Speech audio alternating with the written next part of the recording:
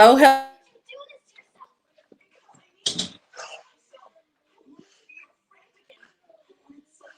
Oh, I can't hear you, sis.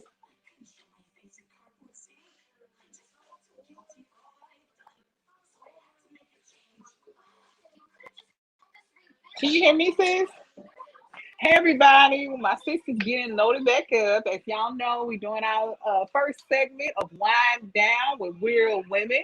So we're excited to get here and get started and talk about some topics that we know all y'all women, real women, are interested in hearing about. And we're going to keep it real today. I mean, that's what we're going to do. All that we ask is please, we're going to have a real fact-based discussion here today. I know as women we are emotional, and that's just our innate makeup. That's how God made us. But today we're gonna really speak on facts. So I ask that kind of leave your feelings, check your feelings at the door. We'll bring it back at the end. Gonna have a real solutions based discussion. But today it's gonna be really based on facts and not feelings. So don't come in here, don't be getting into your feelings because we gonna be stating the facts.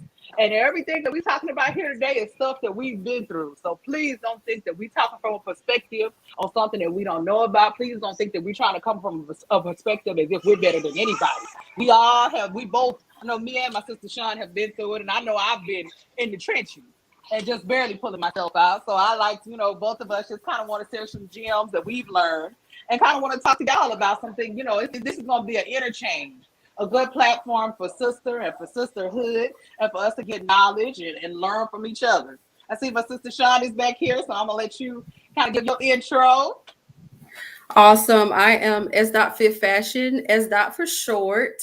And I am married and I have one child and I work in corporate America and I have tons of life experience. I feel like I'm a bit of an expert in that area for myself, not for other people.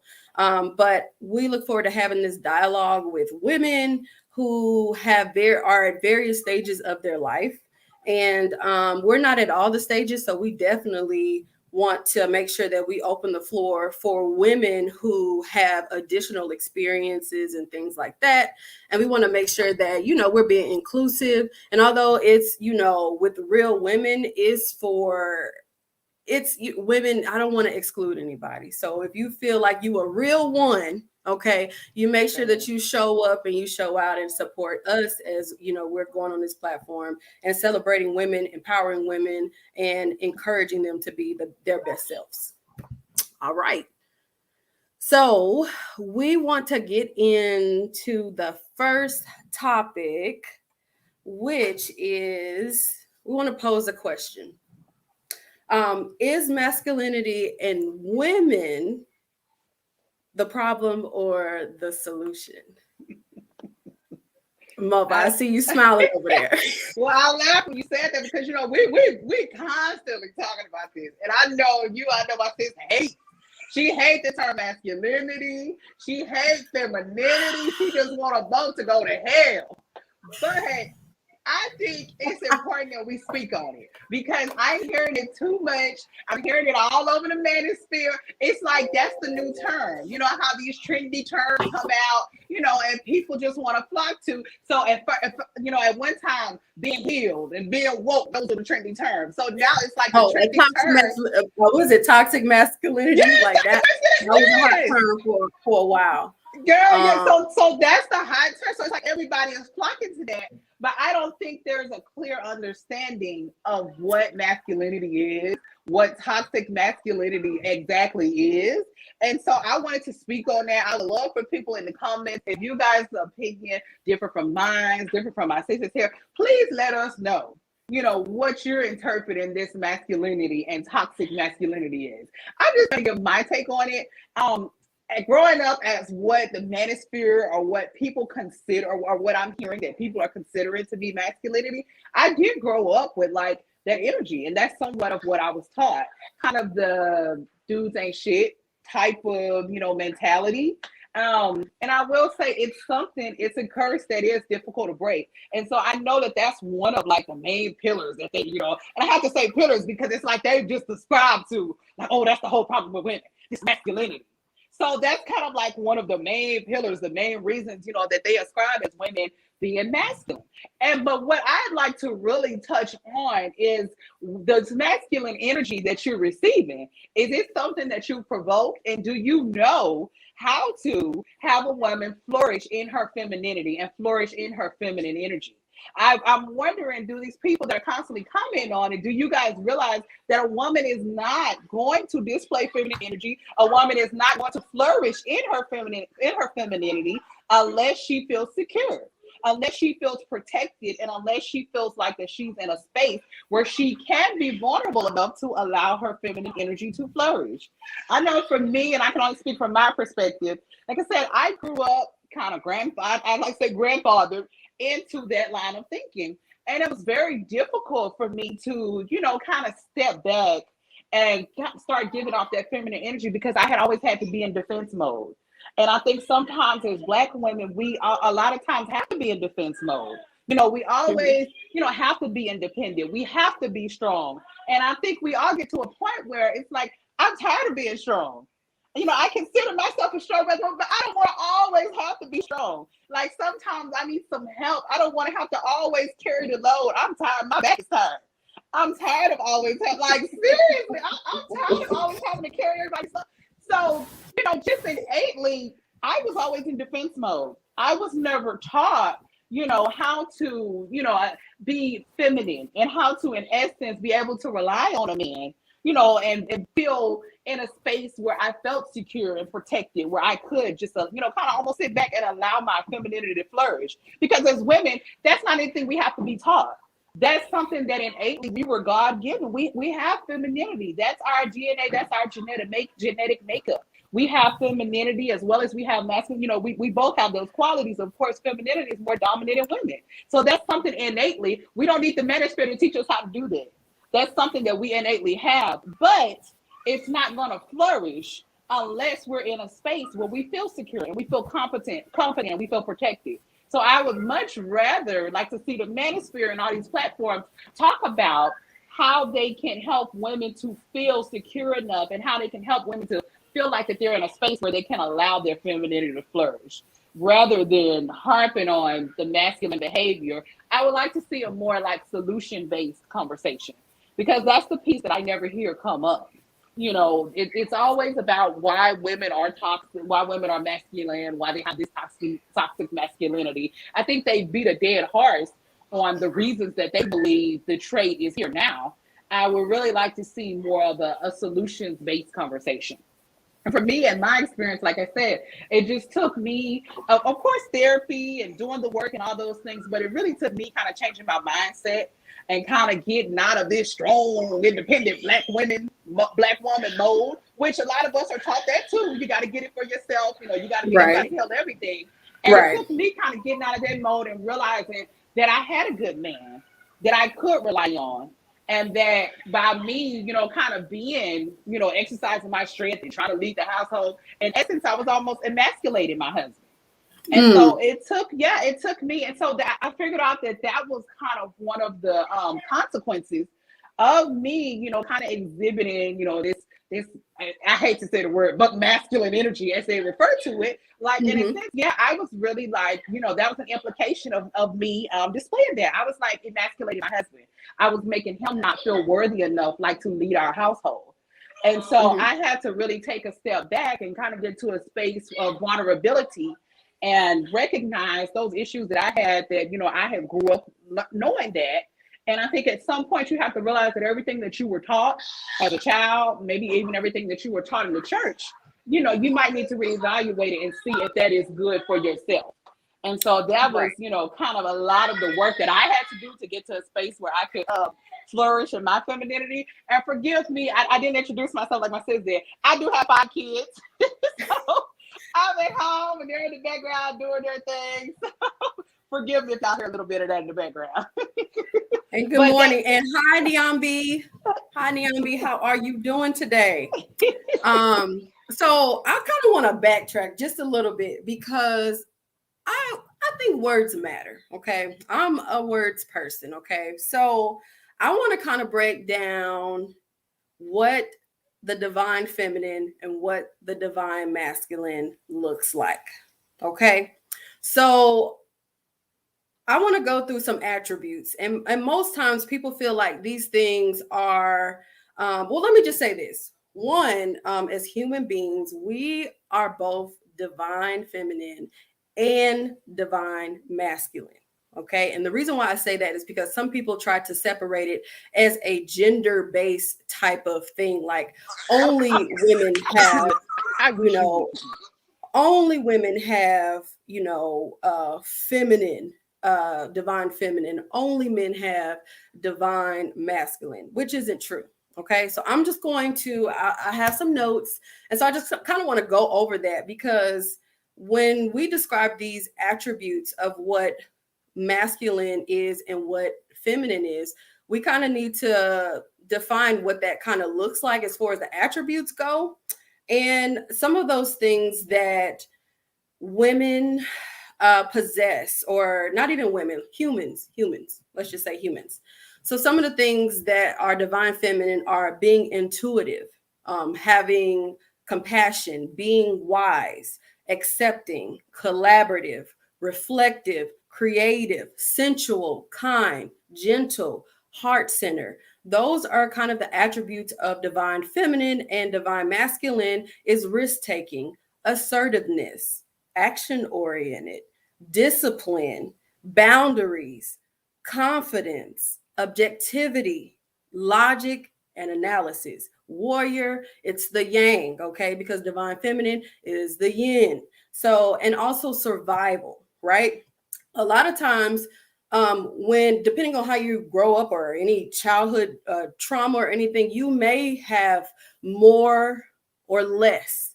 The thing about it is there has to be a balance, because from a perspective from a woman, I want my husband to be collaborative. I want him to be accepting and forgiving. I want him to have those attributes.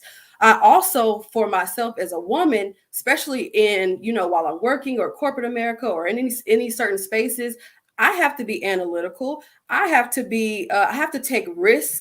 I have to have confidence and things like that. And I think we blur the lines in these things, like it's one or the other, and when it's actually like both. And we have to realize that we are both exuding these energies. And sometimes, now I'm not saying some people are all feminine, right? They just possess all of these things and they have a man that's all masculine. And when you put those things together, they may work. Okay. But you still have to have a balance within that dynamic. And you're going to evolve as a person, as a woman, as all of those things. So you have to make sure that you are maintaining who you are as a person within your relationship and meeting the needs of your significant other. I think, and I actually like, I use my masculine energy. Okay. You're not going to be the same person in certain situations. I know some people think that you're supposed to be consistent throughout all of your groups and all. That's just not realistic. So the way I am with my daughter is not the same way I'm going to be with my husband. The same way I'm with my husband is not the same way I'm gonna be with my girlfriends. So all of those energies are balancing within themselves, and I feel like we have to be really, really open and wise to how to utilize those. Now, you can will your femininity to pull a man in, because by nature, women are very sensual. We know how to use that. We know how to, make ourselves available and open. And I think those are some of the attributes that men are looking for, maybe when they're looking for a mate. But also, a man wants his woman to be wise, but he wants her to be disciplined too, because, if you got a mate that's all over the place, you want a person who is disciplined too. You want them to be assertive because they need to know what their needs are. How can I as a woman really tell you what I want if I haven't did any exploratory work? And so I think it's really wise for women and men to kind of understand what those dynamics look like. Some men are like, well, I don't want a masculine woman. So you don't want a woman that's disciplined. You don't want a woman that understands risk taking. You don't want a woman that's confident, because that's what you're saying when you say you don't want certain things in a woman. And I feel like, everybody is not going to, there's somebody for everybody. Okay. So I don't think bless you, masculinity is a problem. I think it could be a solution. And I think too much of any one of those things Mhm. is the problem. If you are too much of a pushover in your relationship, you will lose your sense of self.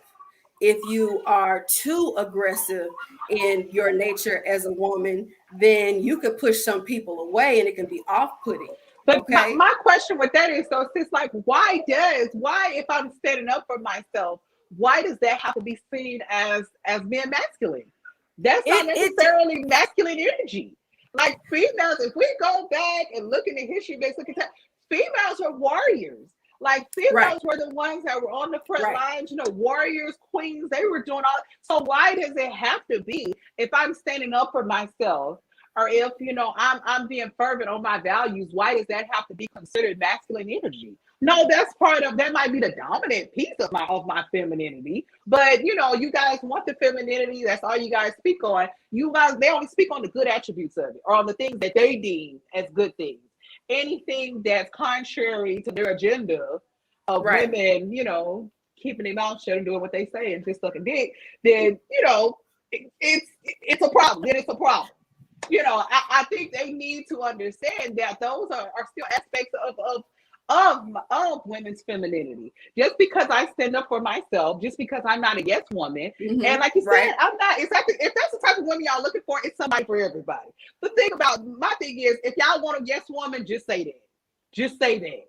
If that's what you're looking for, because hey, it's some sisters out there, and I'm not knocking any of my sisters. I don't discourage Right. anybody. Right. That's Right. what Right. they into, and they're okay with that. They're okay with not really having an opinion. They're good with all those things, and so that's fine. But if that's what you're looking for, say that. Say I'm looking for a yes woman. Don't try to demonize women that stand up for themselves. I do think, like you mentioned, and that's with anything though. Too much of anything, it can be a bad thing. Too Right. much of, we all love sugar, can we all love all this stuff? It's great. But too much of it can be a bad thing. It can have harmful effects. So, like you said, kind of, having too much masculine energy can be a lot. But I don't think that everything that they're deeming masculine is necessary. So that's somewhat a little bit of I have a problem of what I have a problem with their rhetoric. Why does it have to be masculine? Or why are you now considered aggressive if I don't agree with everything that you say? Like I mean, I really think that, like I said, objectivity, like that's important. I think being able to stand up for yourself, that's something Mhm. you would instill into your daughters. Okay. You don't want them to be a pushover or anything like that. So I think that you should definitely make sure, like instill that into your kids, instill that to yourself. Yeah. And I don't think anything is wrong with that. My thing is the Mm-mm. context is like, you women need to shut up or they need to be soft because we think femininity is It's soft soft. all the Yeah, that's the time. It's problem. not soft Yeah. all the time. Hmm. It's going to vary when you have to do the work. That is some tough stuff when you're giving birth and stuff like that, and Hmm. and your body is going through those changes and you're producing a miracle, like you're literally a miracle walking. And so Yeah. I feel like we need to collaborate together instead of you need to be this way and you need to be that way. And let me just say, I feel like married people need to get out of single folks' business. Now, Dude. how they Fact. run, you know what I'm Fact. saying? Married folks got a lot to say about how single people carry themselves or whatever. I feel like if you are a person who's wanting to get Yes. married, of course you need to Hmm. align yourself with people who are on that track. If you are not, who are you to tell a Yes. woman with what she needs to do? My Yeah. thing is, a lot of people always throw around like Lori Harvey, her name, and how she's going around the world or want to Yes. call her names and things like that. Sis is single, so I don't think Bingo. any married man should have an opinion about a single woman. Yes. Why are y'all that Let her be. concerned? Keyword is single. Just like Sarah. Why are y'all that concerned about this married woman? Baby, that's Russell's woman. Why are It y'all so is. concerned? Why are y'all so concerned about Russell? Baby, this man is not interested. Man, this man is not concerned at all. This man has Right. $7 million. He's doing, and not only that, not that it's just about money. Like this man is a well-rounded guy. He's Right. always doing things in the community. He's very smart. He bought stock for Future, and he bought stock for Little Future, for all of Future's kids. He set up like a college fund. Like kind of all these things. So he makes the right moves. He's uplifting the Black community. So I never have understood what the fixation on that is. He's married. Him and Sierra, that's their business. Sierra got Russell, and Russell got Sierra. This man said his biggest fear in life is Sierra leaving him. So his stuff is tight. He's good. So I know they like to throw around names and all that stuff. So we're not going to do that here, okay? Because we have some respect, okay, for people and their choices, okay? Because that's a decision that people made, and it is what it is. So what I will say is, if you are struggling, because we want to provide solutions, okay? So if you are struggling with your divine feminine, these are some things or some tips that will help you along the way. I'm gonna give you like 2 seconds while I sip my it's kind of early for alcohol, so I have a little smoothie. I had to make it cute. I'm here for it. Okay, so the first tip is to reclaim your rest. Okay, now sometimes as women, we are everything for everyone, and we don't take the time to rest. Go get you a little hotel room, okay? Deck it out, get some sleep, okay? Let husband, if you have that, let whoever your tribe is, because I'm not, there's single women, even single men. This is for men need to have rest too, okay? So I think it's important for you to learn how to rest. The second one is embrace your sensitivity. Men always feel like, feelings is not important. Feelings kind of guide your decisions in a way. Not men all the time, but I'm just saying, like, you have this logic, right? You've did all of the things, and you making a decision, but it's still an emotion. It's still an emotion attached to that, even if you're going to call it, I don't have no feelings. If you're going by your gut or your intuition on what move, that is a form of an emotion that you're using. Also, practice self-love. Get in touch with your dreams. If there's things that you want to do, write out a plan. Also, incorporate some yin. Okay, if you didn't know anything about yin and yang and what is it called? Feng shui in your home. Maybe your home is like cluttered or something like that. A way to tap into your divine feminine is cleaning and refreshing your space. I would also prioritize me time. Take yourself out on a date if you're a single woman, okay? You need to know how it is to be alone, because some women struggle with just being alone and just wanting a body, okay? And they end up settling. Okay, tap into your intuition. Sometimes your first mind is the right mind, okay? Sometimes we second guess in a form of not being in your... Too much of your femininity is indecisiveness because you're swaying too much. So sometimes just take some time to kind of think about, what you want to do, what's right for you in your heart.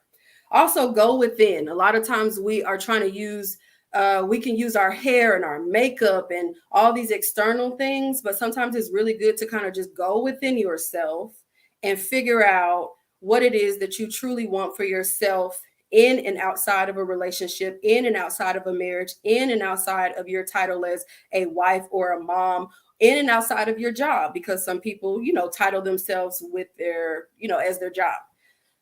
Women also need to have divine masculine, because that is a way for them to have self-discipline. And everyone needs self-discipline, whether it's in your eating, whether it's in exercise, whether it's in your mental state. You do need to have a form of discipline. You want to be confident. So those are some, you can affirm yourself through daily affirmations, things like that. You want to take risk. Okay. Sometimes it's okay no, it's not sometimes. It's okay to ask a man out on a date. Okay. So, you can put your hat in the bag by being, standing out. Sometimes we want men to do all the work, but there's nothing wrong with a woman doing some work herself. Okay. You don't have to finish it, but you can start it. Ain't They nothing low wrong with key, that. men love that. Men love. That's why it kills me the whole message. Men love an assertive woman. Men love that. So it's like, you guys are saying all these things, but if men are really honest with themselves, a man, I know my husband loves that. Like sometimes he'll come home and I just have like everything set up. I have dinner cooked. I'll put like roses on the floor before, like just set up everything. And he was like, so it was like it blew his mind. But men like secretly love it. They like a woman that's assertive. Just like, Right. and we won't go too much into the bedroom, but they talk about that in the bedroom, how they like a woman that's assertive. But, so you guys only want us to be assertive in certain aspects. And I like too that you touched on, we didn't speak too much on it, but about in corporate America. Like we are Black women. We have to be assertive at work. We have to display what you guys call masculine energy at work. I know I'm one of 5 Black people at my job out of like 175 people, and I have to manage those people. So I have to assert, what you guys refer to as masculine energy, which is not. It's just being assertive. It's just being, Because that's your role at the time of day, right? exactly. Like, So that's why I like that you touched on. But the way and the energy that I give at work, no, it's certainly not the same energy that I give with my husband. Well, unless I need to. sometimes you got to Because tap in. there are certain We also wanted to. situations. We want to let the audience know that if you want to join our conversation, the link is at the top of the comments in YouTube. Okay, so just make sure that you tap on that so you can come on in and give us your feedback and join us. Mhm. Okay, so I want to add. Okay, I want to introduce Niambi onto the platform. Hello. Hi. And did I pronounce your name correctly? Is it Niambi? Yeah, you did. Yeah, I love that. That is so pretty. Is it a meaning behind It's it? beautiful. I love your really name. Yes. is. It's Niambi Shali, and it means melody, and Shali means love. Oh, I love that. I love Thank it. Oh, you. yes. Thank you. And I'm feeling the hair too, sis, baby. That color is giving me everything I need. Thank I'm you. here Yes, for yes, it. Here I'm for feeling it. both of y'all appearance, period. I'm like, okay, they looking cute today. And you been Just a right little here bit. with us. Yeah, come on, sis. Okay. So before we switch topics, Neon B, share your perspective on is masculinity a problem or is it a part of the solution as well? Mhm. Well, like what you were saying, and I just got into this maybe 3 years ago. What you were saying Hey, Brianna. about masculine, we are both. We Yes. all, even men, and they Yes. maybe don't understand it, but we are all both. So we all have a divine feminine and masculine side. And I think it was something you said about it comes in or out due to your nurturing. It was something that, can you say your name? Is it Muva? It's mother. Mother. Mother. Like Mother. mother, but mother. Mother. Not to Oh, sound kids, okay. y'all. Like your Yes. mother. Like mother, yes. Like mother is where's your Love mother? it. I Mother. love that because we be cracking up when we hear that accent. Mother. Okay, Yes. Mother. but you said, I think you said something as early on. You emasculated your husband by overusing your dominance and your aggressiveness or whatever. And I think I did that. I've never been married, so let me state that. Mhm. But I did that early on in life, and I was winning by doing that. And so I stuck to that because I thought that it was all about winning. So once I had to tap into, I've always been very feminine on the appearance side, but as far as my attitude, what's up? What? So Yeah. with my man, with my man, I was absolutely like that, and I had to reel myself by learning about the two areas of divine feminine and masculine, and learning what that is and what that looks like. And and and I think I was more like that because I was stay at home. I was in the home, I was taking care of home, and so I was only able to give it to the people that were at home. When I got into the workforce, I was like, I needed it there. So Right. that's when I got back to myself with the self-love and the being content and understanding, you can be by yourself. You don't have to have a mate and all of these things you both of you guys were speaking of. I was like blown away because everyone, that was one of my notes, is everyone at some point in life has to learn these things. It's just Yes. a learning experience that we all have. And this is more warm and fuzzy what we're talking about, but it's an experience that I think everybody should get at the end of the day, before they leave this earth, is that they get that we do have both sides and too much of either side. I mean, being too soft, being a yes woman, that's gonna get you in trouble too. Right. Even if it's not you know in a big way, you still run the risk of becoming, completely subservient and not even knowing how to do anything Right. without a mate. And so yeah, I was like, I'm Because feeling men y'all. love to say they love, like, I love a strong woman. But do you really? But what does that look like? Yeah. Like, I love a strong, because some men were in these single parent homes, so they actually want something that looks like, if they have a decent relationship with their mom, something that reflects that. And so, but that could come from trauma. She's single. Something happened where she's not married, whether it was a death of a spouse, or she chose, her child livelihood and being and safety over a toxic man, or anything like that. So I think it's important that men kind of figure out what that looks like. That's why I kind of wanted to break down what those look like and kind of define that we are both of those things, and it's okay. Don't think you're less of a man because you give some divine feminine, because it is needed. It's needed you wouldn't be so, hard and cold to your daughter, right? Because you want her to understand and accept a man who's loving her. There's a lot of women out here who don't recognize gentleness from a man because they're so They've used to never getting had it.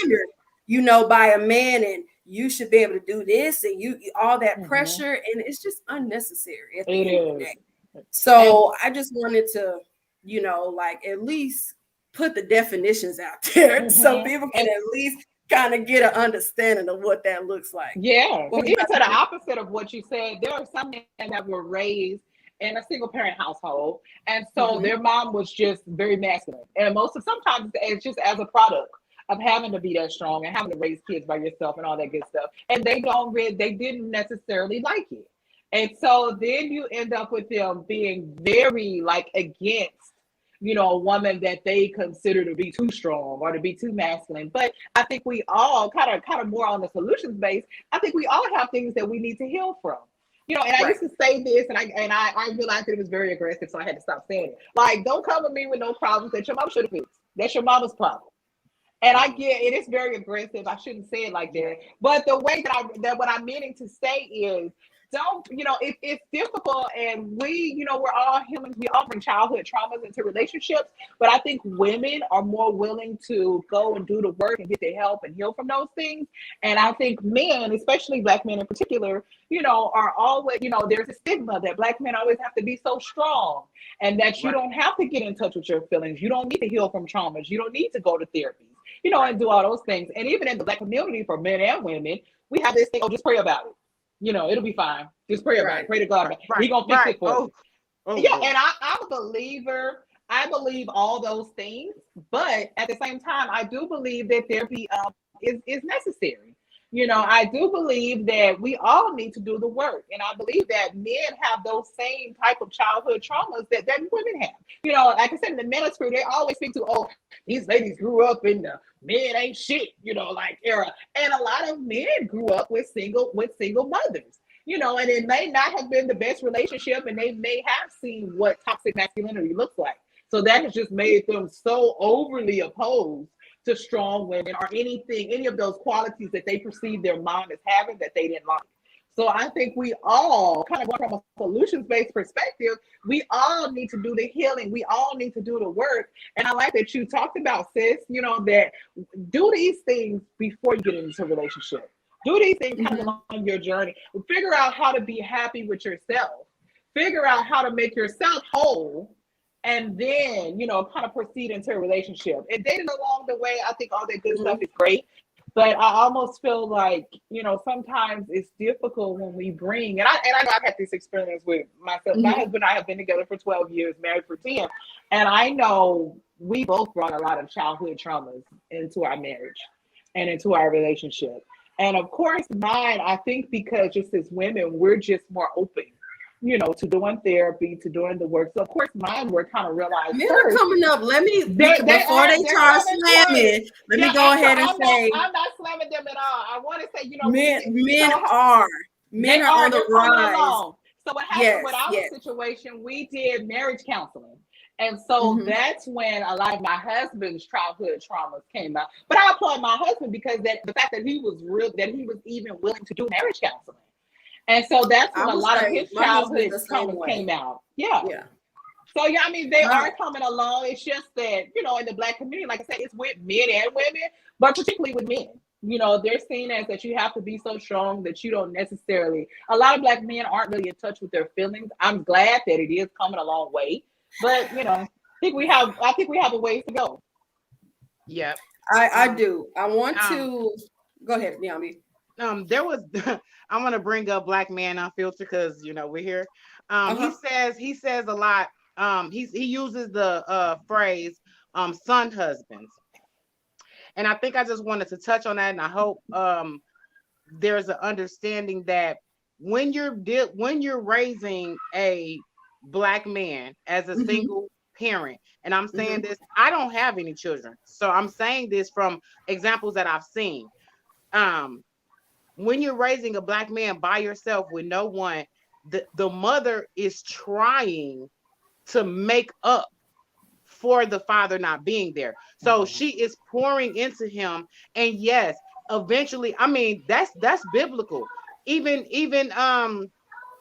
Mary, she when she invited Jesus to the wedding, why didn't she have Joe with her? So I mean, I probably took that in a kind of weird way, but you understand what I'm saying. It's because I heard a sermon like that, and I just wanted to reach that. But yes, that woman is trying to make up for that absentee father. So she doesn't know how to be a man and give that discipline that maybe a man might give. So she does how she's built up is to nurture. Is it right? Now we're learning, okay, that's not. Maybe we need to get these little boys some mentors and some brothers and stuff like that. But they definitely need a man in their life, just like women. Women need a male component. They need a male component. Like a lot of women are struggling from absentee fathers. I had a father. So that's it. So, and I had 4 brothers. So when I came out the gate, it was like I had to be filled to the brim. Like I know what it is. You was put on game. Game. Okay. So it was like I'm not letting my daddy, I'm not letting my brothers see this man run over me, which so many women do. Yeah. Right. Did I do the right thing? No. I learned that the way that I was treating my man and emasculating him was not the right thing. But I just wanted to say that in that regard about the son husband. Women don't know how.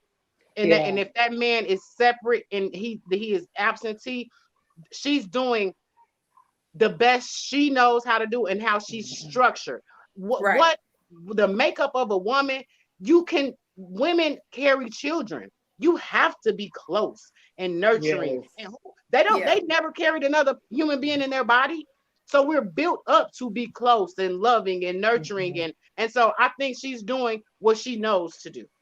And I just want to touch on this because sometimes we see our mothers going through, which will turn on that masculine switch really fast because we don't want to experience what mom experienced. Maybe she had a lot of different mates, or maybe you saw her being abused coming up, or maybe you saw her not being assertive, or whatever the case may be. My mom was raised with two parents, but I was raised with just her and my grandparents. So I still had a village, but I still had a void from not having my father. And I had to figure out what type of man, and it was based off of the things that I experienced. I was like, ooh, I don't want that. It was a trial and error, and I didn't have a man, or even, a good friend that I could be like, okay, I could look to. I did have a best friend that was a male, but he was raised by a single mother. So he had, more of a feminine type of mindset. He was very masculine, but he still, like, he could be compassionate and empathetic to me as a woman, because he get it, because he had that information from his mom. My husband, on the other hand, 2-parent home. But sometimes even if you're in a 2-parent home, that does not mean you are excluded from mommy and daddy issues, because those dynamics can be very tricky too. You could have your mom being very silent, okay, and letting the man run the show, and he could be loud and wrong. And you will sit there and watch your mama be silent, and then you become the silent woman, or you become too loud because you didn't learn how to assert yourself. Your mom didn't show you that you could still, assert yourself in certain situations. Oh, she letting him be a man. But my thing is, even behind closed doors, I think I'm more prone to check a woman behind closed doors than out on public like that. So that's just how I roll. Like, if I see something, I'm not going to put you on blast like that, but I'm going to be like, hey, sis, let me pull it to the side. Let's have a diet. I just want to know where your head is at. But sometimes in those dynamics with women, you see, I told my husband, I love his mom. She is sweet. She mind her business and we get along great. But I can see those dynamics, how I'm like, okay, we have to create our own, because whatever you learned at home it doesn't always mix with what I learned from home. So we're trying to blend. So you're still a blended family, even if it's just two people, because you're blending both of your backgrounds together. So anything else before we hit this next topic on masculinity? So I say no, it's not an issue, but too much of a bad thing can be a bad thing on both sides. We both have to have a balance of divine feminine and divine masculinity. I think and everything I think we covered. I think we, kind of talked through, those terms, like the overuse of those terms, that's been the trendy thing. But I think you summed it up well. Like, anything that's too much, it has to have balance on both sides. So I think it's unrealistic, this conversation of women not having any masculinity at all. Like, it's not realistic. What is this? More Tanika. I was raised in a single mother home, but my mom had boyfriends, and I seen her be submissive to the wrong men, which caused me to do the same thing. And that's what we're talking about. Too much. You see all of that, and women aren't being, because sometimes women don't want to be by themselves. And so you just choose cause you to settle. Right. It's a warm body. We got some guys in the chat, and I just wanted to say, and they can chime in when they get a chance. But I wanted to know, why do Black men appreciate their strong Black mothers?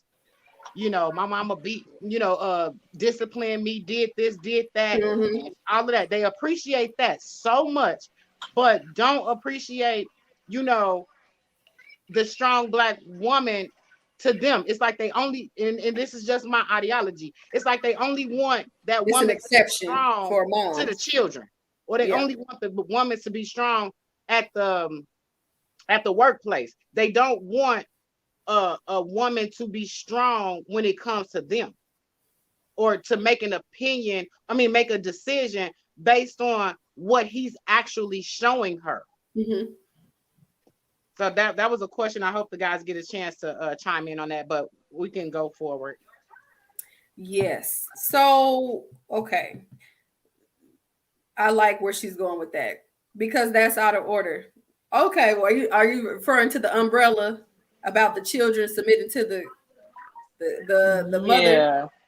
I think that's what he's talking about. And I understand that. I think men want to feel like men.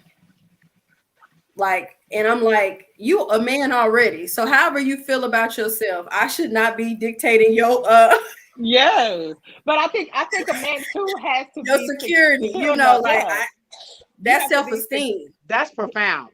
That's profound. yeah, you You have to don't be need me secure to enough. validate Yeah, you as a man.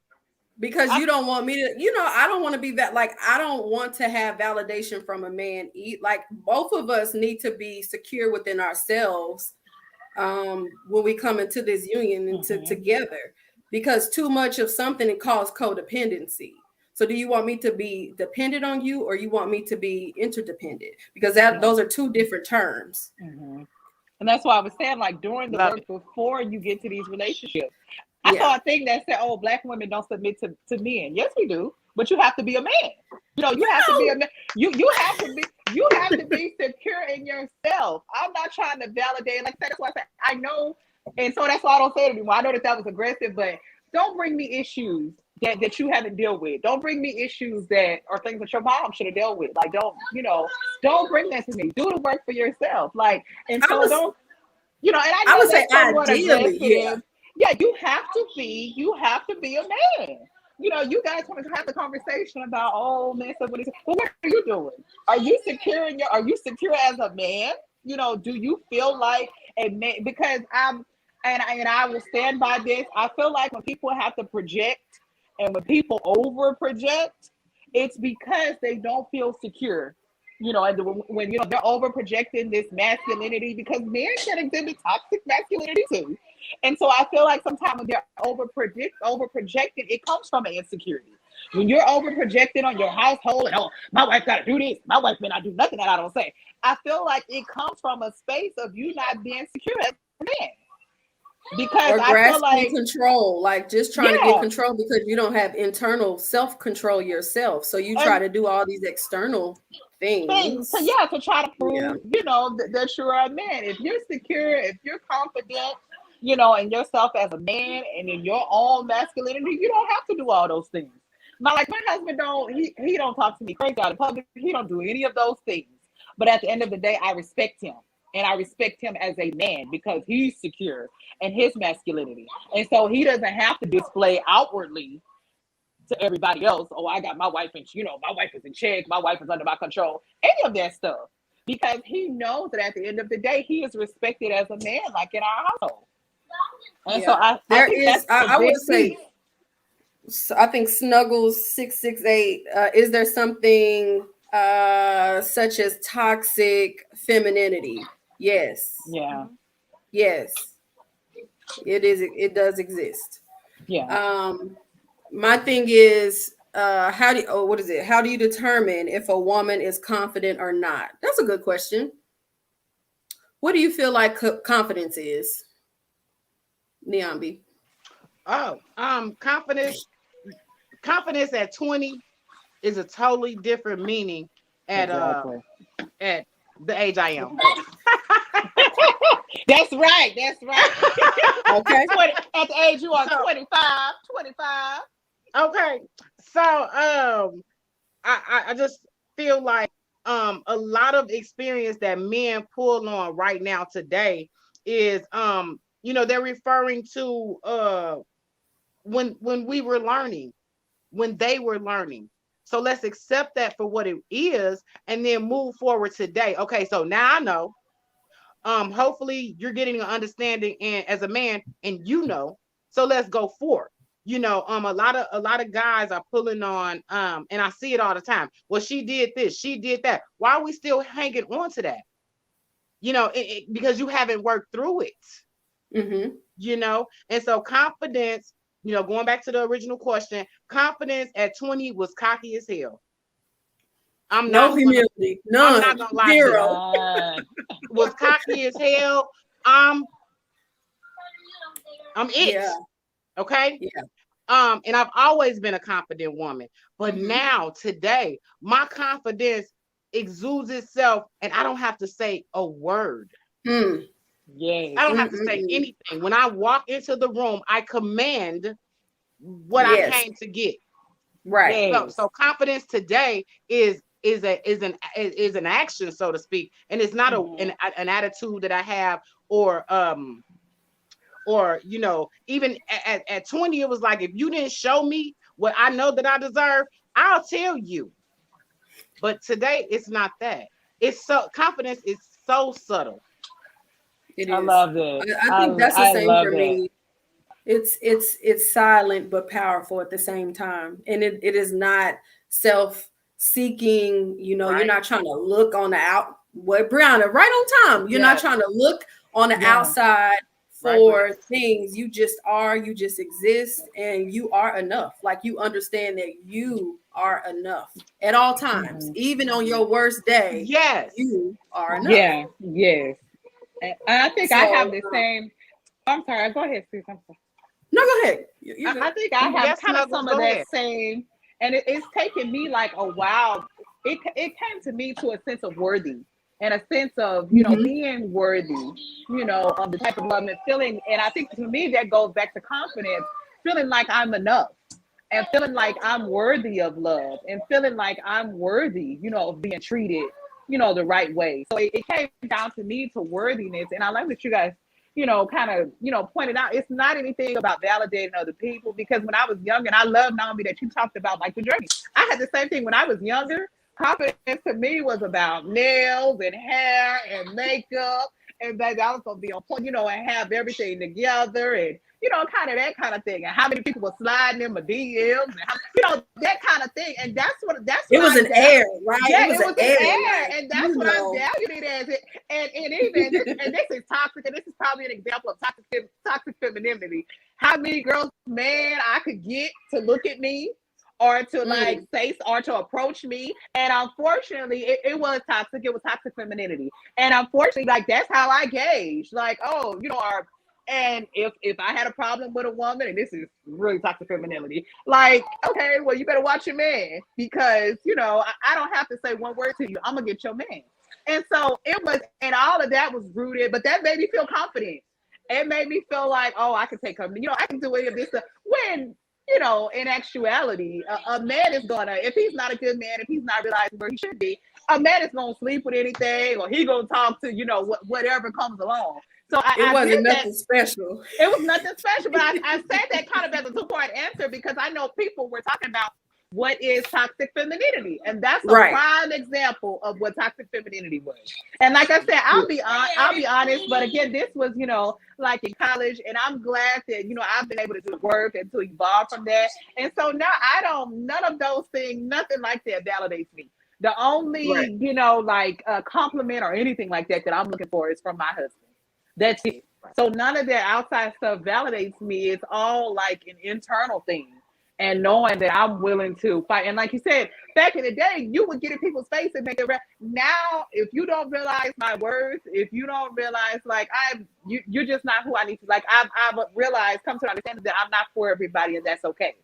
And so Right. if there's somebody that doesn't realize my worth, I'm not gonna get in your face. I'm not gonna try to make you realize my worth. I'm just not gonna deal with you. I'm just not.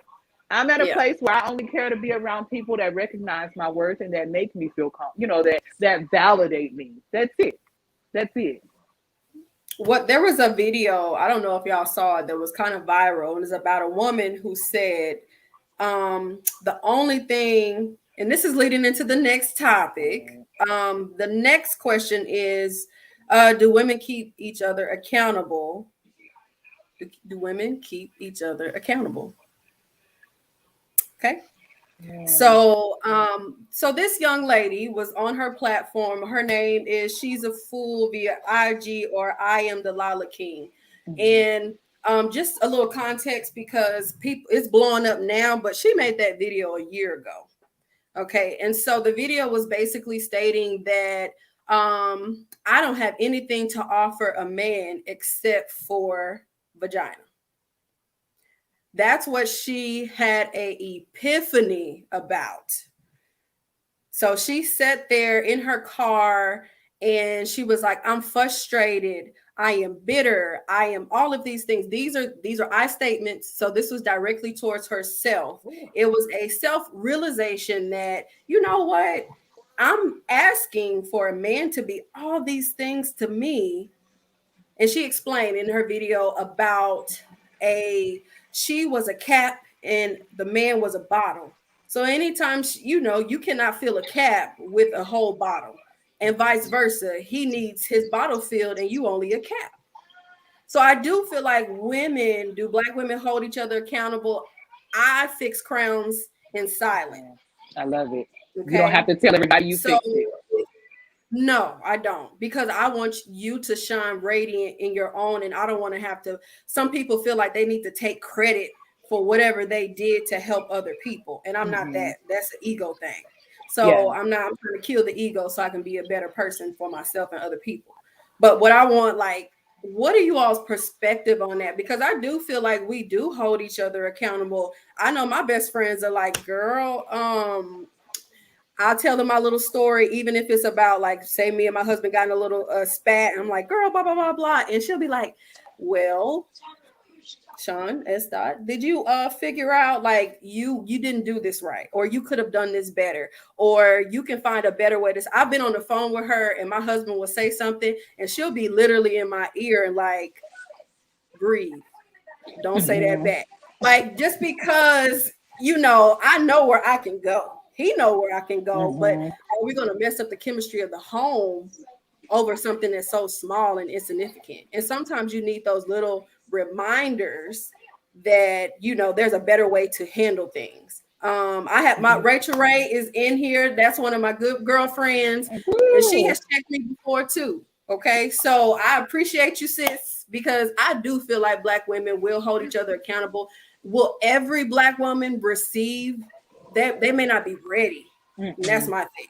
Yeah. Sometimes women aren't ready to accept correction, just like men aren't ready to accept correction. Mm-hmm.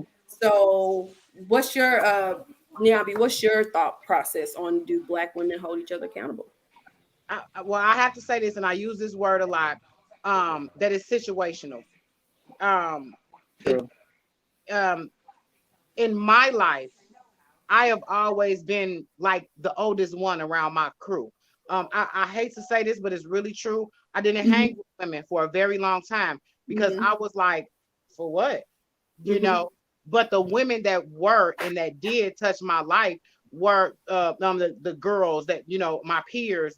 When they would come in, I would have to tell them, see, I had like having four brothers makes you a target for women. Hmm. So it's like you just hanging around me to, get with my brother. So but when I got to those places with women, every step of the way, when I knew that they were doing something that I deemed that's just not right, I Hmm. would tell them. I remember when um getting the abortion, getting the abortion money from the man, but you weren't pregnant. I remember those. Mm.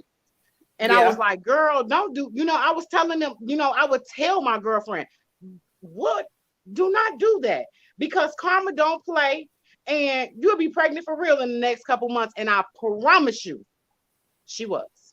I Yeah. spoke of a situation where I had been friends with a younger woman for like 7 years, and I was constantly dropping gems on her and giving her advice because I was thinking that these things she would, number one, see it by example, and then number two, she would listen. And I I don't mind saying this publicly. Hmm. Once she called me from the emergency room and said she contracted something, when I have been speaking life into you for 7 years, I have been waking up in the middle of the night and listening to your tears. Mm. I have went on an emotional roller coaster with you for 7 years. You Mm. continuously make the same bad decision, and then I promise you, I listened for those 30 minutes, and I was a villain for 7 years. I don't need another mama. I don't need this, that, and the third. I'm Hmm. coming to Hmm. you as a friend. I listened to that conversation for about 30 minutes. I didn't say I told you so. I didn't uh beat her up about it, but I stopped answering my phone. Boundaries. That's that masculine energy that kicked in. You know what? This ain't right for me. This is not good energy. Yeah. Sometimes you have What to. about you, mother?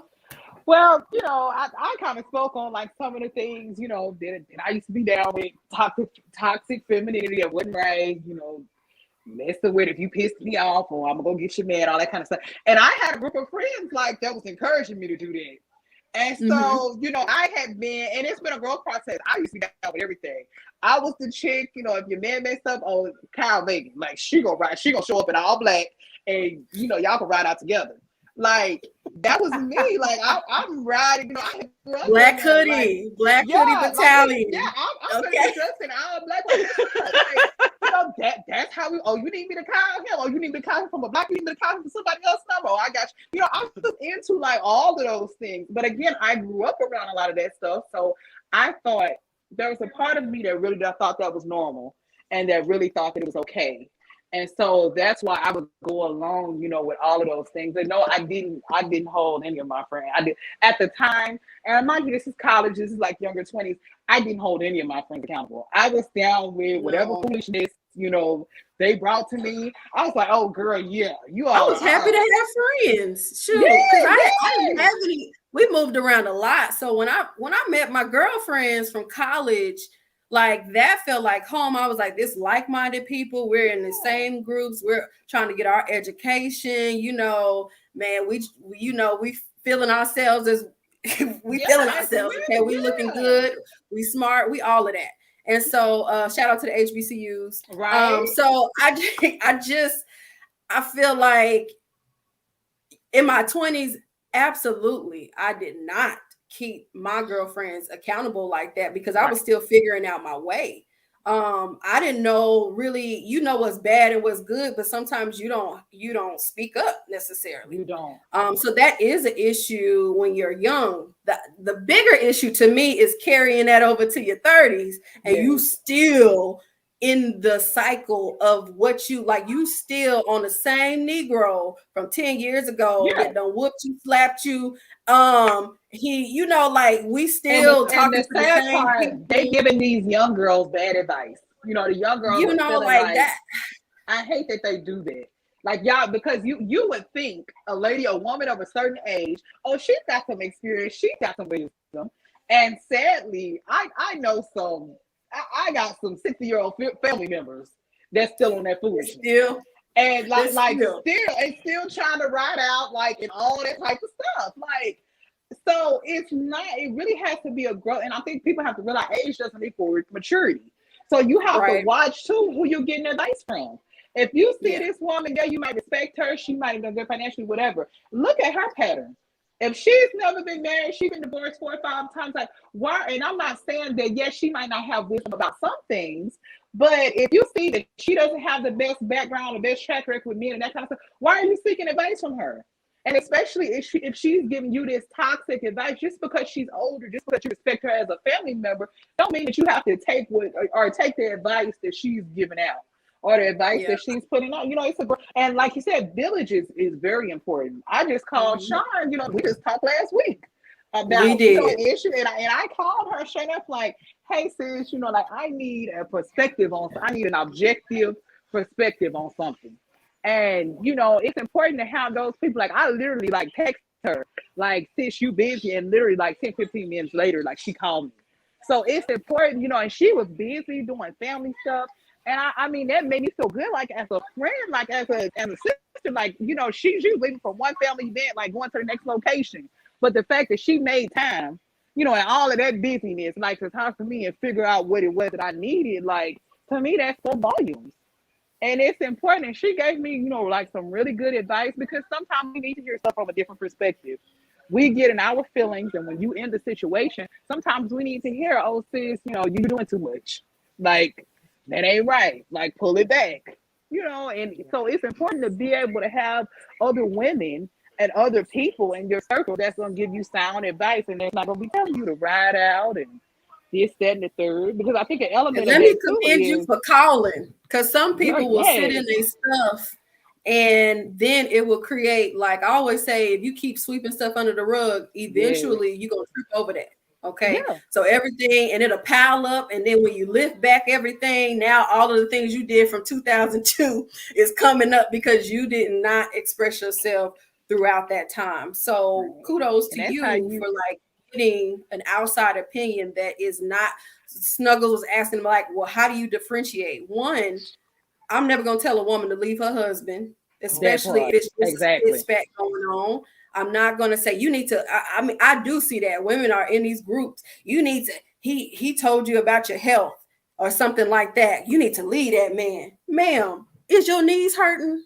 You know, are you breathing hard? Like maybe you do need to take the time and listen to That this part. man. And because he cares about you and wants to better your health, it is not from looks per se, but men are visual, so that's another topic. But what I will say, I do feel like we do hold women accountable within the right circles. Everybody doesn't have the tribe. Everybody doesn't have the circle. So expecting what me and Muva have or me and Niambi can have may not be the same as when you go to these outer skirts. I don't know how we impact the macro economics of Black women when it comes to accountability, but I do think it starts from a micro level, from us individually connecting each other and having these dialogues or being in these groups and sharing perspectives. Some women are just going to be in a space of unhealed. They are unhealed. Yeah. Okay. And I feel like Wow. it's a self realization because this woman on her platform a year later, because I want to bring it full circle, a year later, she was saying how she's still single, but she doesn't feel bad about being single. That's growth. She feels more confident. She's working on Yes. herself. She's trying to get her kid. She's trying to, she's trying to better herself.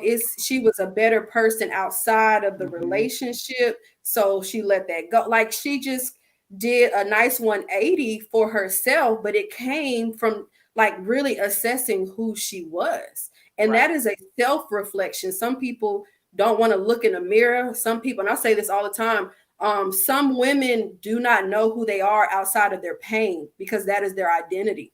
And so if you can't be accountable until you are ready to shed whatever hurt or pain or unhealed place that you've experienced, you don't even know who you can be. Yeah. So, We um, we had a question in there, I think from Black Man Unfiltered, and he said if women don't listen to, I can't remember the exact. If you put it up again, I can speak more on it. But if women don't listen to their friends and they don't listen to their man, at this point. So if Black women don't listen to each other and they don't listen to their men, who do they listen to? Um, uh, so I'm going to say this, and this is at the place I am in my life, mhm, is that along this path, we have all been learning. We have all been learning. We have all made the wrong decision somewhere.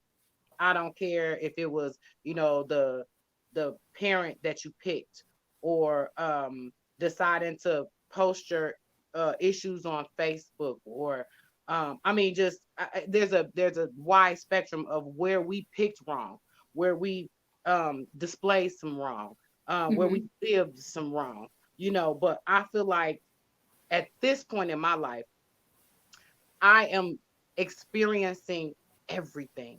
mm, So it's not about listening, because how many people have listened to and I'm gonna take it there because this is where I am, and this is coming from this place. How many people have listened to a pastor, mm. and then you find out he got outside kids that they just hid? Oh How yeah. many people have listened to a older woman, and you find out she been sleeping with Miss such and Mhm. such husband for years. At this point in my life, I am going to hear everything. I am going to experience everything in that moment. And then I'm going to take away from that what I should do with what I feel is right. So Right. yes, we have all lived in that era in our life. So everybody has an era. Mhm. Everybody had the host stage. Everybody, men too. Yes, they Everybody had yes they did. everybody had okay, I'm gonna be celibate stage. Everybody had the okay, now I'm gonna be in a relationship. I feel like everybody has had all of these stages. What you are listening to right now is mature women who have Mm-hmm. worked through issues, have Mm-hmm. realized that I wasn't so good. Mm-hmm. And now I'm deciding that I'm gonna go the right way, which is my way. It Right. doesn't have to be your way. I don't have to listen to you. You at some point you listened to your parents, and then you went out into the world, and guess what? All that shit blew up. It did. Go to school, get a good job. Uh, Eh, that's one of them. the whole thing. It's like we were listening to. I mean, okay, so I want to say this. And I want you all to understand where I'm coming from. And I said this, I will probably say this until you all know me on any platform. I haven't been to church since I was 18 years old. Mm-hmm. I am not Christian, Mm-hmm. but because that was my base, I follow the Bible, the part I want to follow.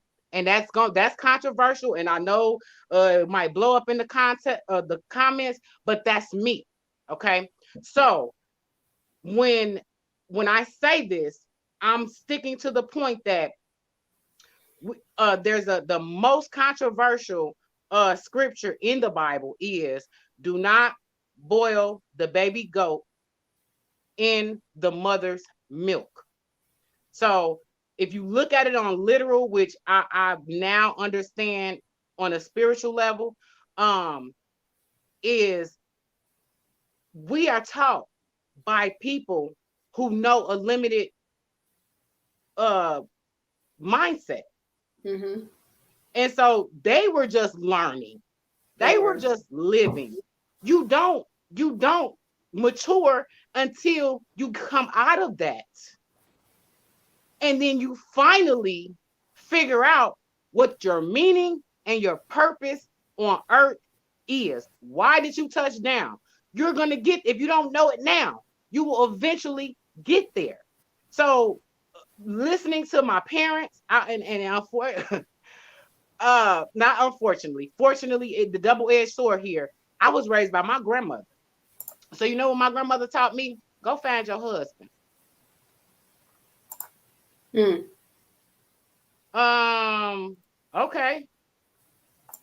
And then I pretended, because I was a rebel, I pretended this is who I'm gonna marry, so we're gonna be together. And then as soon as I got out of the house, because that was all it was about, was getting up out this house, because she was strict. And Mm-hmm. once I got out, I was like, I don't want to be with this man for the rest of my life. So when it comes back to going right back to who do we listen to? Everybody has to get their own level of maturity. And a lot of Right. the problems that we have or we're speaking on or have spoken on are things of the past. And so Right. now what we need to do is one of the solutions is okay, now go teach your children. Live, experience, explore, be in the moment, tap into Mm-hmm. your feminine, your divine feminine and masculine. don't Yes. don't emasculate your man. Show them how to be good women and upstand it, because we know now. Right. Right. We're gonna go ahead and bring up Brianna or Bree. Either Hello, one. Let me see. hello. Am I Hey, muted? Hey. Hey, Hi. Brianna, I'm sorry, since I have to leave. I'm gonna see y'all next week. You know, we got all these kids, so our 17-year-old and his team is participating in the state football championship here in Dallas. So we get ready to go head over to Cowboy Stadium. So wish us luck. I'll Yay, let yay, y'all know next yay. week if Good we luck. got that state love, championship ring. But much love to all of y'all. It was a really great discussion, and I look forward. I'm gonna try to keep up in the comments, but I look forward to seeing all y'all next week. All right, mother. You All take care. right, Y'all be safe. sisters. All right, see y'all. Take care. Bye-bye. All right, Bree. Come on in. Welcome, welcome. Okay. Can y'all hear hey me? Bree. Yes. I'm in the homeschool room, so just all this back here is very colorful. Let's see. But I'm just trying to make sure you can hear me. It's a little loud in the back. We Oh, can we hear you can hear very you. clear. Oh, What's okay. your All right. perspective on accountability with Black women? Um, well, I think that a lot of people forget when you talk about accountability and like your circle of friends that are supposed to hold you accountable. It's generally one of those things where I think with friendships there's this natural, you're drawn to people who are kind of where you are. Mm-hmm. And typically, like as you grow and change and evolve, you leave friends behind who no Mm-hmm. longer fit. So if that's true, then usually I think most of the time, like my friends, my immediate circle of friends typically are the same as me on some level. So I think sometimes the lack of accountability is just because there's a blind spot there. Like your circle of friends just don't know what you don't know. And typically it takes people outside of you or you see someone else doing better to Mm-hmm. even realize that you're not functioning at a certain level. So I think if you look at a circle of friends and say, "Oh, they don't hold their girlfriend accountable," then you have to factor in that they just may all be at the same level. Right. I was saying earlier, I'm in a Black Moms Facebook group, Mm-hmm. and I see that all the time. Like some of us who have been through situations, some women come there and say, "Oh, my baby daddy did this. Is this right?" And we'll come Mm-hmm. there, "Girl, you tripping. You tripping. Right. Like you doing the most." But there's some women who are very close to that same trauma or like at the same point in that can't see. They just feel like we're wrong. We don't, So I just think it's just people who are closer to the trauma, as far as like when it happened, or they just it's just really hard for them to hold someone accountable. So I think it's not really fair to say, well, it doesn't matter what you're doing. What about on this level? Because you just have to realize that.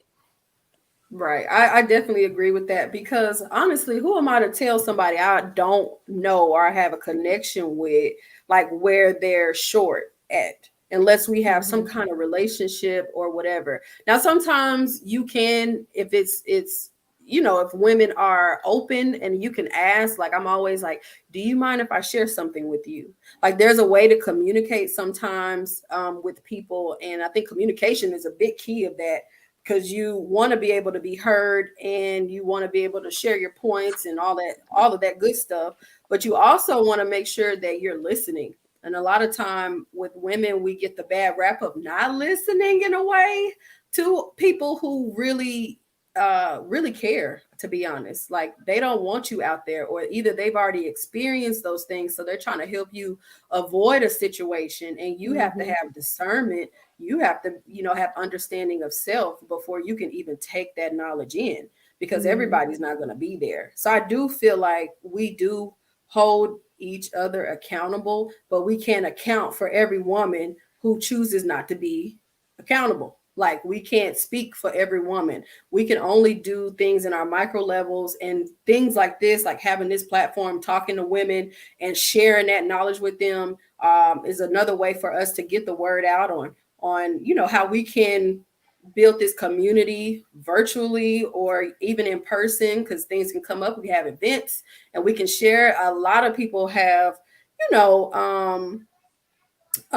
different platforms where they're sharing things. Some of them are dragging, some of them are pick me, some Mm-hmm. that term people love.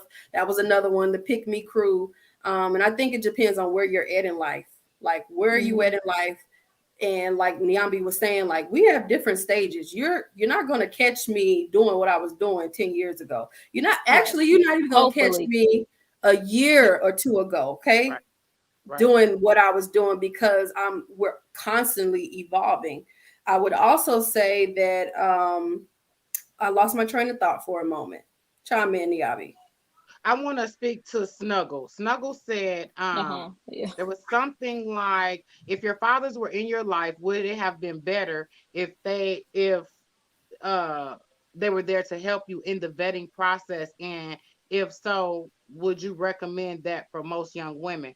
Okay, so me being 19 and my parents saying, find your husband, and they met him, they vetted him. Mm-hmm. They My grandmother said out her mouth, that's your husband. Mm-hmm. Because he dressed it up, and throughout the duration of our process of being together, he signed over his check to me, and that's when she made it official. Yep, that's him. Because that's all they required in those days is that the man provides. Right. Right. But That's it. what they didn't know is, and I won't say abusive, I'll say we was in a domestically violent situation. Because they didn't know that until one day I had to finally defend myself harshly. I'll keep it like that. Okay. And they was like, oh, whoa, wait, what happened? He dressed it up and made it look nice for them. And I didn't find out until 7 years later he was running from the marshals. They went to his job and arrested him. So no. So if I was to take a stance right now, I don't believe, and this is me, and I'm not putting this on anybody else, and I'm not saying teach this to anybody. A 19-year-old woman should not be married. She should live a little bit and experience some things a little bit. I agree. Hopefully responsibly, but I don't think the parents have anything to do with the children once they're out of the home. Okay, that's a different. And I mean it like in this regard, just be a parent. And I get this from my grandmother, because my grandmother, once we was out of the home, she didn't inject herself into our lives.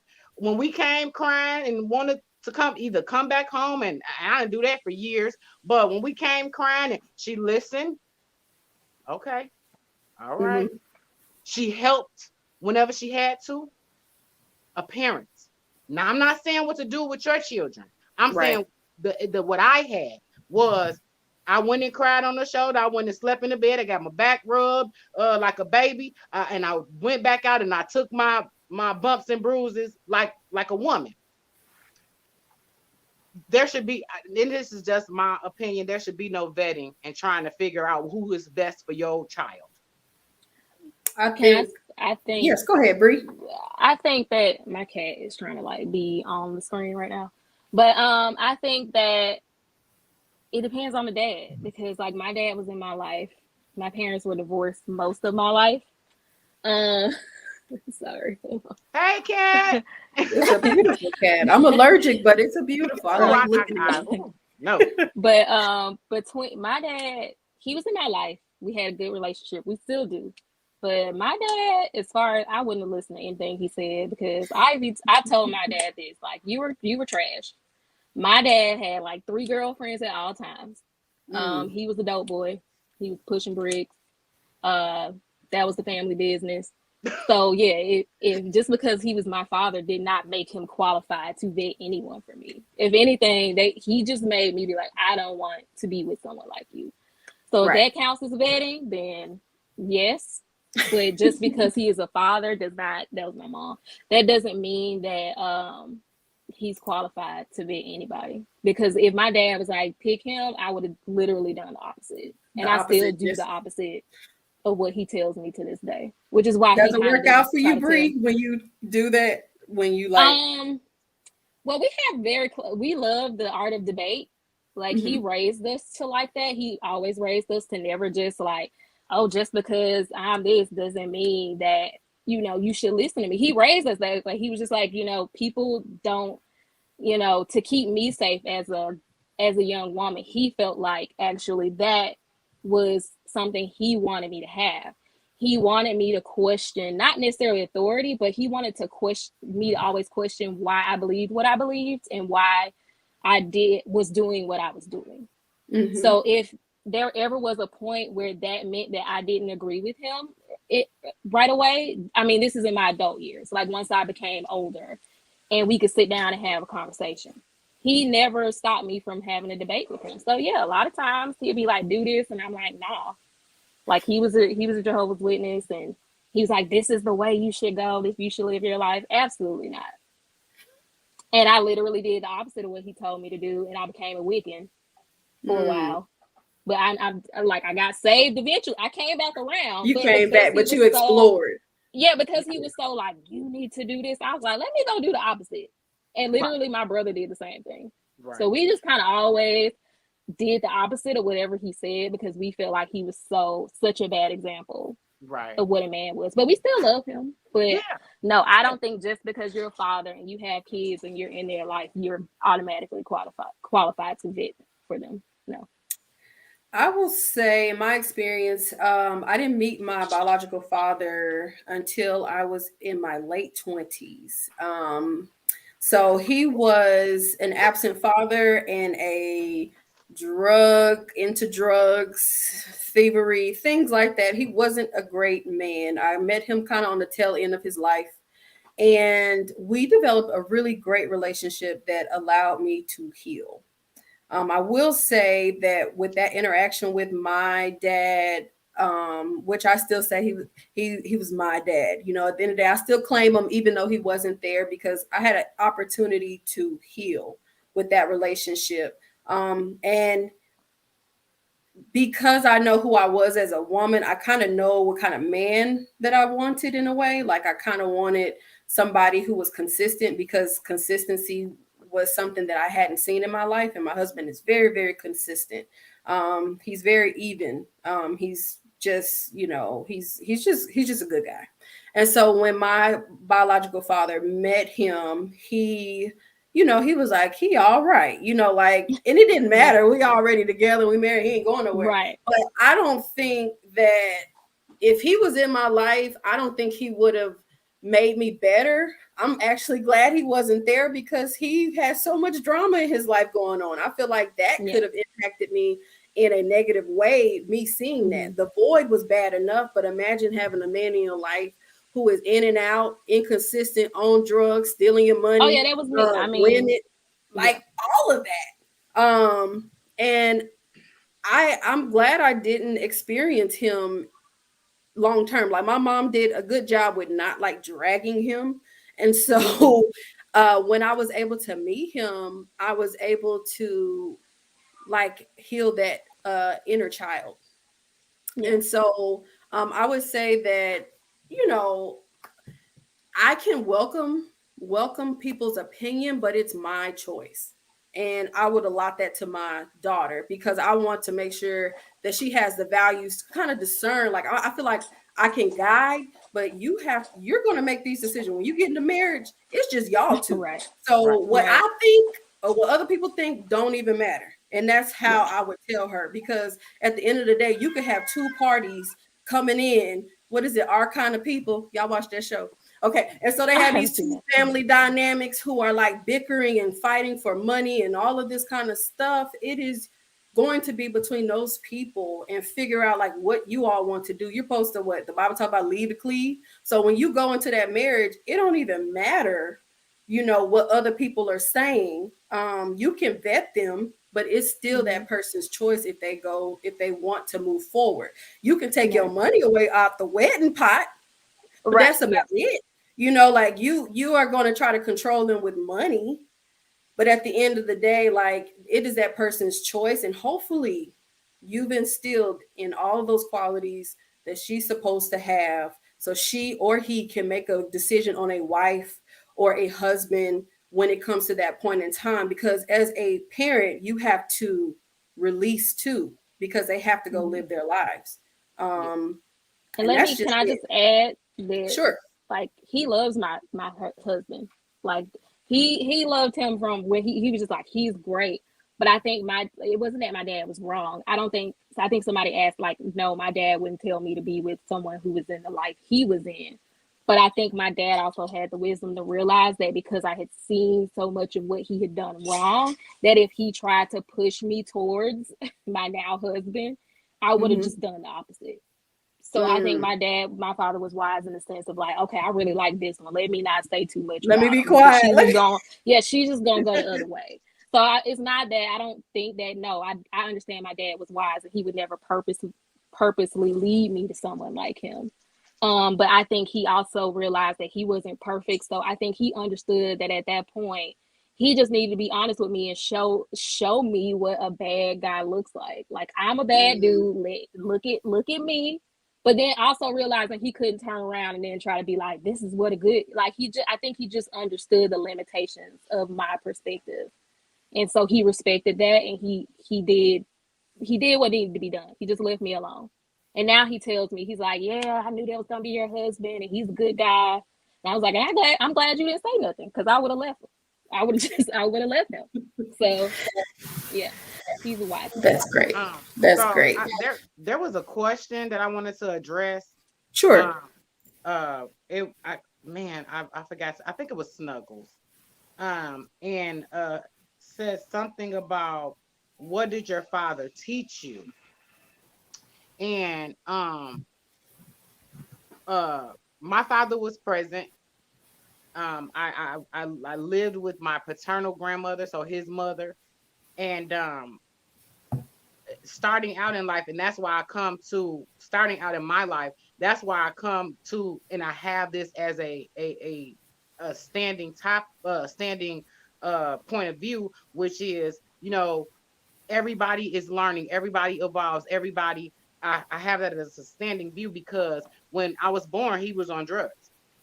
And about 14, I dealt with everything you could think of: overdosing, going to jail, car accidents, disfiguring his face, him getting his throat slashed. They called him his name was Sylvester, and much props and honor to my father. They called him Sylvester, but they called him Sylvester the Cat 9 lives, 9 lives, because he literally lived beyond everything that happened to him on his own, because of his fault. But he evolved. So at 14, he straightened his life up, and he got a $150,000 job, and he got a house built from the ground up, and he evolved. But what did he tell me when it came to, because right around that age, 14, 16, what did he tell me then? By the results of what I seen his whole life being, he told me, if you meet a man that does not treat you like me and your four brothers, don't even look at him. And what I mean by that is, even though he was out on drugs and he did all this, he still provided for. He still provided. He still he was the first man to buy me roses. He was the first man to, even in his messed up life, he still showed me how to be a woman. He still disciplined me when I did things. I mean, even he'd be drunk and disciplining me on the right thing, So that was my experience with my father, is that once he, even in his he said to me one day when he straightened up, he said, even when I was bad, I was good at it. So he said to me, if a man does not treat you like me and your brothers, you don't want him. And him being a provider, and him, I think I mentioned this on, he was a no nonsense guy. He had no, I never heard of I'm sorry from him. I never heard of, and I love you came, maybe he died at 47, maybe 3 times, but I can see his femininity, which is what we spoke about earlier, in actions. Right. What he did. It wasn't about, I didn't even know he felt anything until he showed me by an action. I remember one time, I was a big young girl, and I lost all this weight, and I started to look exactly like my mother. And you can tell the rage that was building up in him.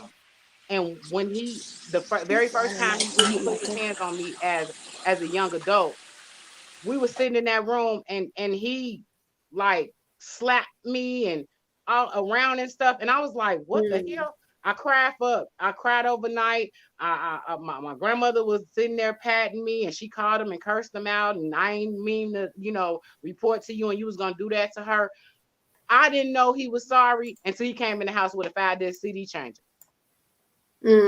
That was his apology. That was his apology. He didn't say, I'm sorry.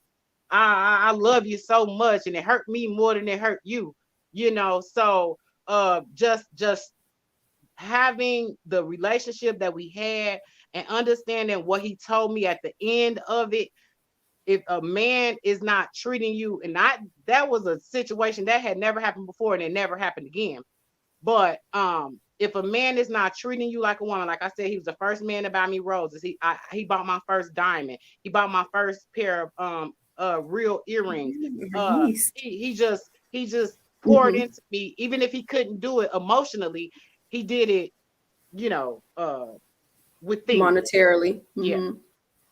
Yeah. So I would say, just to really, Lance, really. What Lance say?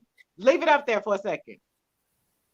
Women don't come for him. I get what he's trying to say. I get what he's trying to say. She's like, what?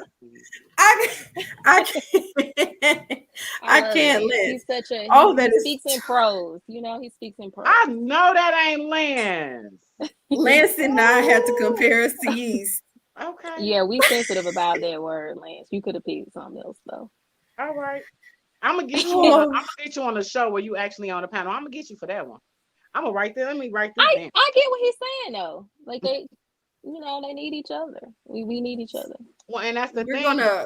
We're gonna go ahead and close it out, and I want to thank every woman who came on the panel today. Bree, Nambi, I appreciate you coming. I think we have so much more to talk about, especially in the realm of fathers and mother, that dynamic of parents, and what it means having each in your life, whether they're good or bad, and those repercussions of them being there. And we can definitely deep dive into that. So I just wanted to thank you all for coming to, wind down with us. And we're just going to close it out. And I think maybe next Saturday at the same time that we'll touch base, before you go out and have the rest of your day, 12 p.m. Central Standard Time. And we're just going to close it out and just say thank you all for coming. And y'all have a good weekend. Happy holidays. You too. All right, bye.